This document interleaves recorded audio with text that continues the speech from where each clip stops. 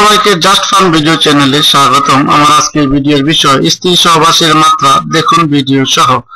আমার এই ভিডিওটি যদি আপনাদের ভালো লেগে থাকে, যদি মনে হয় ভিডিওটি দেখলে কারো উপকার হবে, অবশ্যই লিঙ্কটি শেয়ার করুন, চ্যানেলটি সাবস্ক্রাইব করুন। পাশ্চাত্য দেশীয় কোনো একজন যৌন শাস্ত্রবিদ বলেছেন, প্রতি সপ্তাহে 2 বার, 1 বছরে 104 বার স্ত্রী সহবাস করলে স্বাস্থ্য ভেঙে পড়ার কোনো ভয় থাকে না। সাধারণত এটা নির্ভর করে স্বামী স্ত্রীর শরীরের সুস্থতা ও শক্তি সামর্থ্যের উপর। উপরের উল্লেখিত যৌনবিদদের উক্তির বিপরীতে যৌন মিলন করে অনেকে সুস্থ ও সবল থাকে, দাম্পত্য জীবনে সুখে আছে। অনেকে বিবাহের প্রাথমিক অবস্থার মাত্রাতিরিক্ত সহবাস করে দিব্যি আরামে আছে।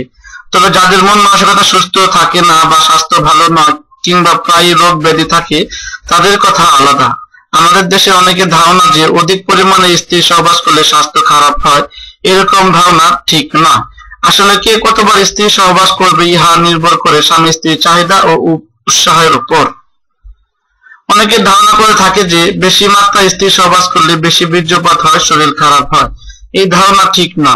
পুষ্টিকর আহারাদি করলে বা স্বাস্থ্য পরিচর্যা করলে বীর্যের শূন্যস্থান পূরণ হয়ে যায়। অবশ্য আমাদের দেশে প্রচলিত প্রবাদ আছে যে মাসে 1 বার, বছরে বারবার, তার চেয়ে যত কমাতে পারো।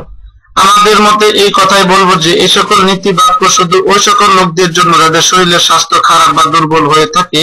কখনো কখনো দেখা যায় যে স্ত্রী সহবাসে অনেকের ভগ্ন স্বাস্থ্য ভালো হয়ে গেছে, আবার অনেকে দেখা যায় রীতিমতো সহবাস না করে স্বাস্থ্য খারাপ হয়ে যায় এবং সুস্থ থাকে না।